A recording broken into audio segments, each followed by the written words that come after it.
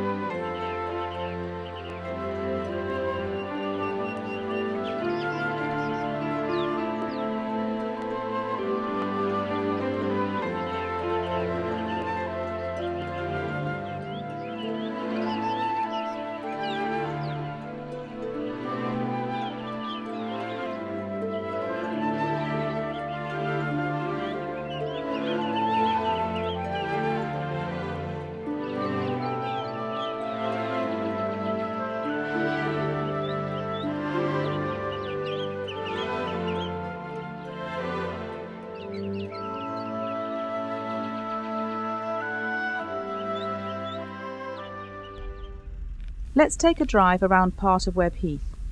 We'll start off on Crumpfields Lane. This lane was not built to carry the volume of traffic that it now has to cope with on a daily basis.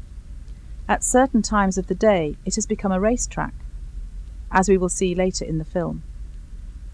It will surely be just a matter of time before a serious accident will occur in the lane. The footpaths are extremely narrow in places, and cars and lorries pass extremely close to pedestrians walking along the lane.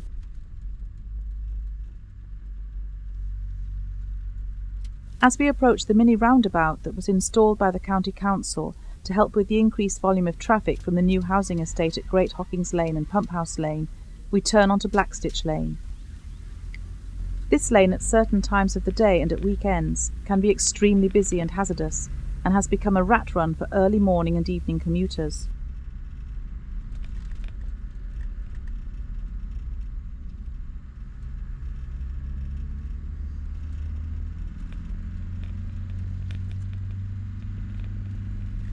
It has been estimated that some 500 extra vehicles are now on the move around Webheath, caused by the housing developments at Great Hockings and Pump House Lane.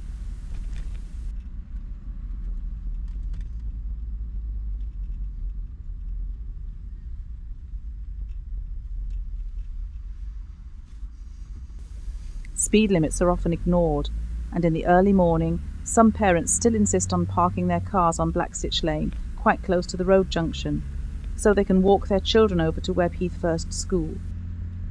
As we approach the junction of Blackstitch Lane and Middlepiece Drive, a large increase in road traffic accidents has occurred at this particular junction, some quite serious.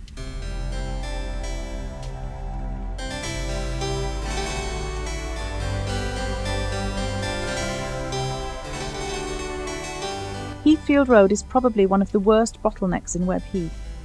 The road is full of hazards.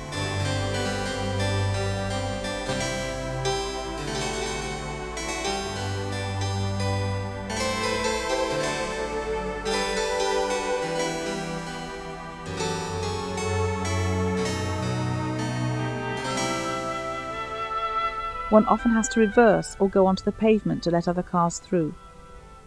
With parked cars on one side of the road, it makes the road into a single track. Heathfield Road is probably one of the most used roads by the community at large because it has the post office, newspaper shop and convenience store. It is also home to Webheath Village Hall. Imagine what it would be like if the go-ahead was given to build another 300 plus houses on the Webheath ADR.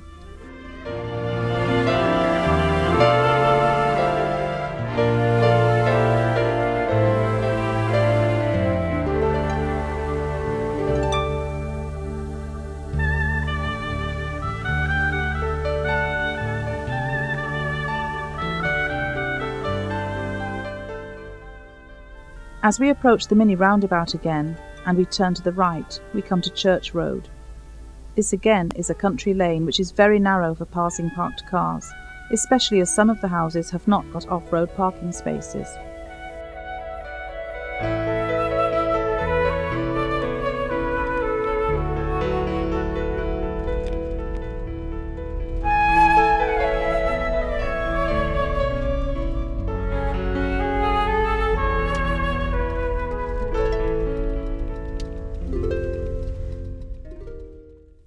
As we turn left into Great Hockings Lane, we are faced with a large housing estate that was once beautiful green fields.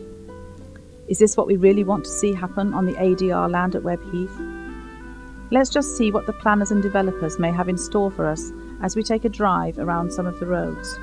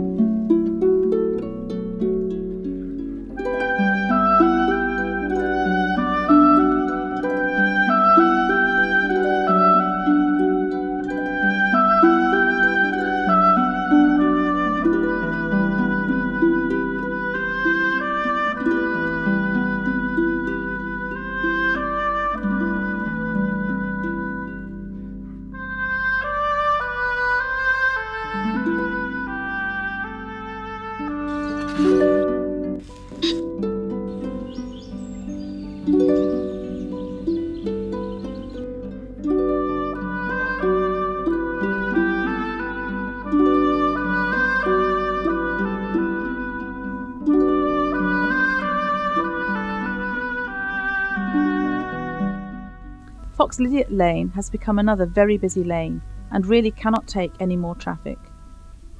There is a safety issue. As you proceed along the lane, you have to negotiate a number of obstacles, from lorries carrying out highway work to parked cars. What makes things worse is the fact that there is a dip and some quite sharp bends to negotiate. The quality of life must have deteriorated with all the extra traffic racing along from the pump house estate.